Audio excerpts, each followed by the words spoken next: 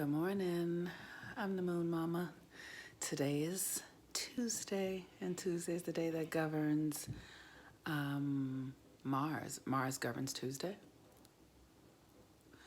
Mercury has gone direct. Still has 3 weeks of shadow, but nonetheless, it's still direct.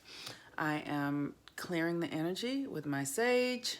I have just done my my full moon ritual. I did it after the moon. I buried something. I'll tell you guys all about that. And I'm drinking my holy basil water. Happy Tuesday. The moon is in Libra. I'm the Moon Mama. How you all doing today? I'm telling you, this Mercury retrograde has been so rigorous. I was just talking to my friend Michael Lennox. He's a really incredible astrologer and dream interpreter. And I was telling him this Mercury retrograde has reminded me of being soft and hard, kind of like Tina Turner, you know, that song, Rollin', Rollin'. She's like, we're going to give it to you soft and hard. And that's how this Mercury retrograde was. And like I said, we still have 3 weeks left of it. And we just had a full moon yesterday in Virgo. And so we are in the window of the full moon. We're in the direction shift of Mercury retrograde, and we have a Mars day, and Mars is currently in Capricorn. Now, the thing that's interesting about Mars in Capricorn is that it will soon conjunct Pluto. And Mars conjunct Pluto is an energy of war and like the total breakdown of structures and how we've known things. And so we're watching this experience with the coronavirus and politics and all of this stuff is happening, and it's giving us an opportunity to see where we're going to land. And it's a real internal choice point. It really is, because I know what we focus on grows.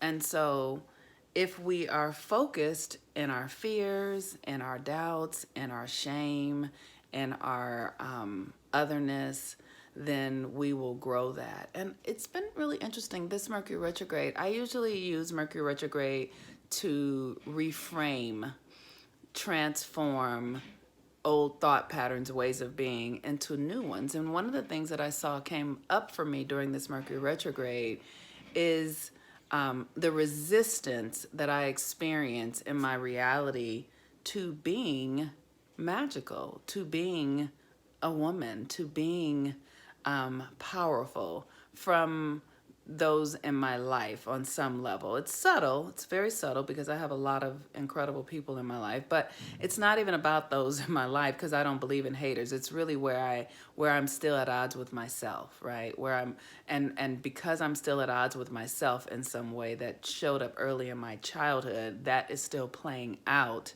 in my life with people who show up and they feel like they're at odds with me, because that frequency lives inside of me.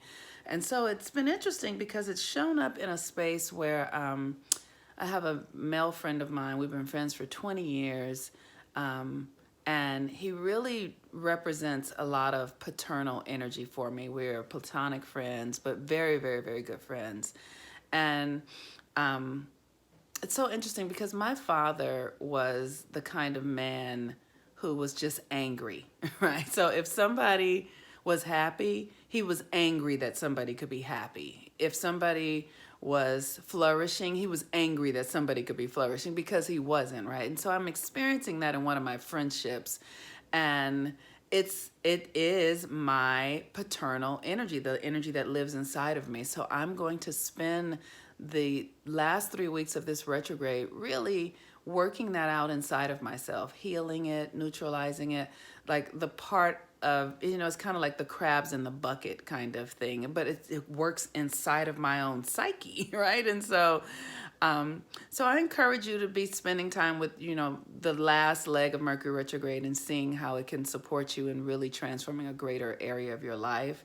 And then as far as Mars and the moon in Libra, the moon in Libra is about the other, right? So it's like, what are you seeing in your life today with other people? What Are you feeling supported? Whatever it is, you're being reflected. That's the moon in Libra.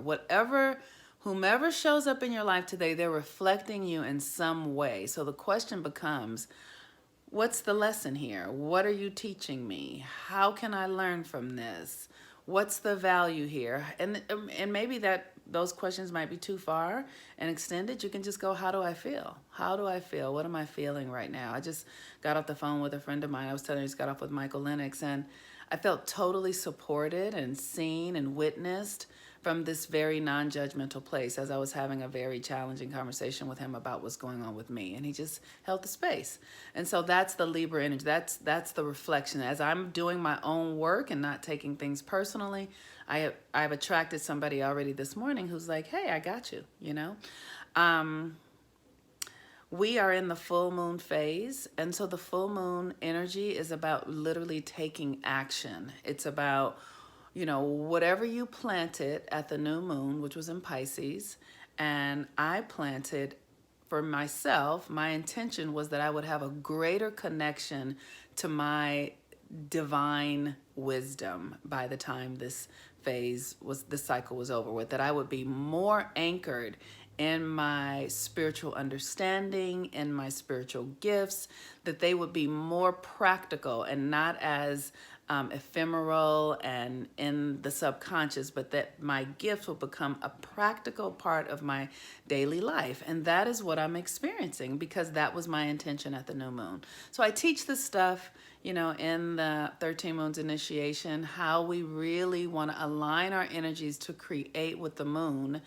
And because the moon pulls all the water on the planet, pulls the water in our bodies, it charges us. And so when we align with it, we will create what is going on inside of us on the outside of us. But there is a practice. You have to get yourself in rhythm with it. And so if you want to learn how to do that, I would love to teach you. Oh, let me just say this.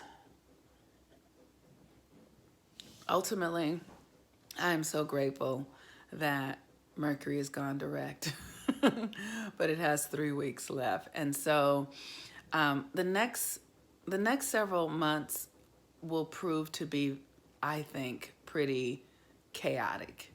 And it will be very important that we find tools to keep ourselves centered. If you'd like to join my free class tonight on the next moon cycle, Aries, how we can use this energy coming for the new moon in Aries, full moon in Libra, about partnership, about really resurrecting ourselves because we've been going through a lot. Like we have been decimated in a lot of ways, but we have to live to fight another day. So that webinar will be tonight at 6 p.m. A few of you have already asked for the link. I will give it to you now. I have it. I'll send it to you out in the next few minutes.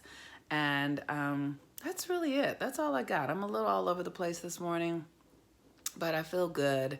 I feel like I am gathering my power so that it can be used practically, and that requires me being true to my internal voice, and that I'm not willing to get off of my position, which is that of God is everything, God is everywhere, God is with me always, I am one with God, I can never be separate from God, and I am the living embodiment of God.